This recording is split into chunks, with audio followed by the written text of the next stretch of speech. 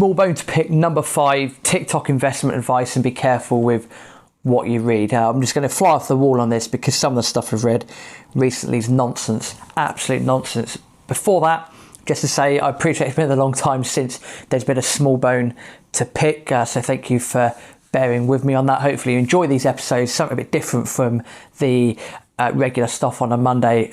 Also, that being said, hopefully you are enjoying the travel content on Thursdays. We've retraced the steps from years gone by with some crazy stories and some really cool things that we've been up to in our first bout of traveling Southeast Asia, then also the USA, and then 2014, 2015, going through South America and Central America. If you've not yet listened to the travel stuff, please do go and do so. That is on Thursdays. SmallBone to pick. A lot of stuff I read recently. A lot of it's absolute nonsense, and a lot of it makes me quite annoyed at people's stupidity, in all fairness. And this mainly revolves around TikTokers and giving out cryptocurrency advice.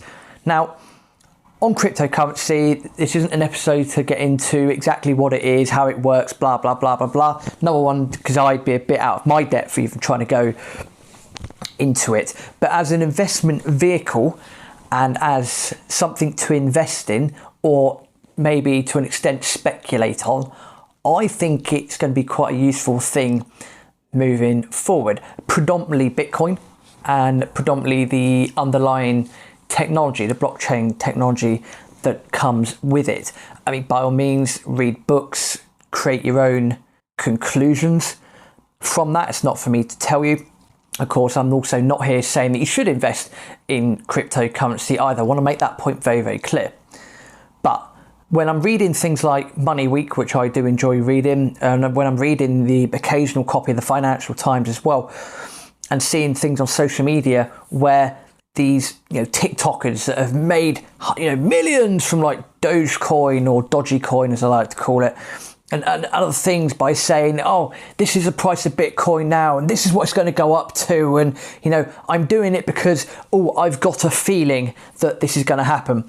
Number one, those people are incredibly fucking stupid in the first place for doing that. That's absolutely absurd.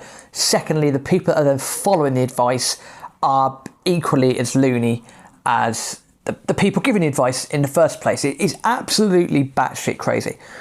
So what I say with Bitcoin, with cryptocurrencies and things like that, I think there is some really good studying opportunities to be done on the underlying technology.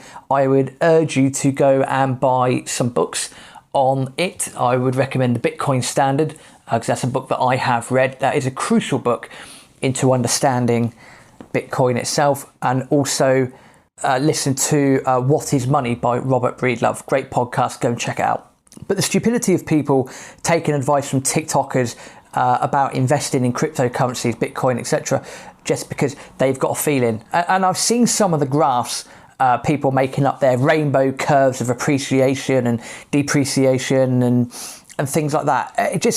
It drives me mad, absolutely drives me mad that people would, number one, put that sort of advice out, and secondly, people would then act on that advice without understanding the underlying aspects of it.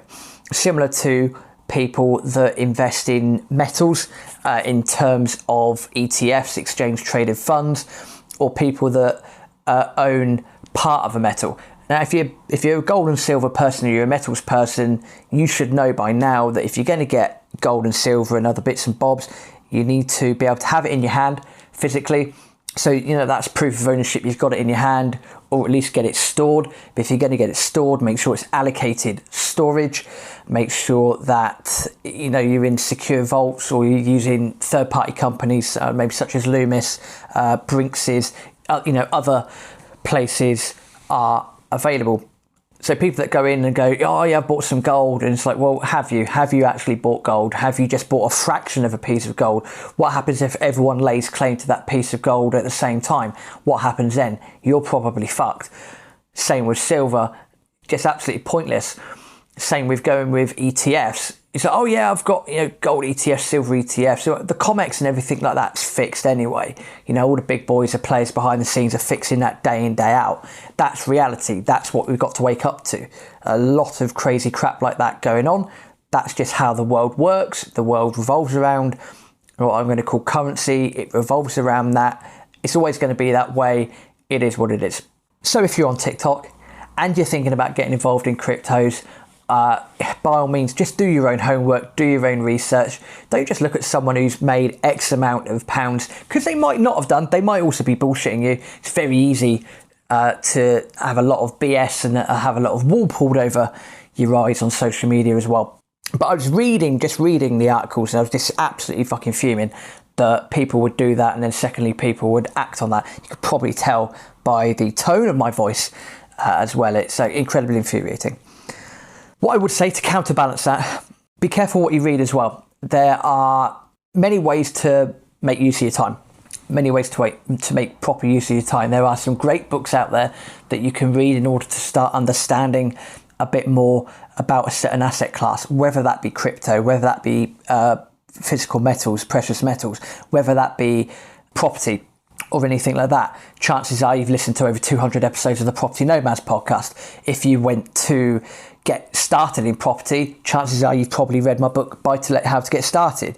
Chances are you've probably connected with us on social medias, or you've got some training and education somewhere. Maybe we provided you that education in the first place. You wouldn't necessarily just jump in, go gung-ho without trying to understand the asset class, without understanding what you want, why you're doing it, what you're doing it for.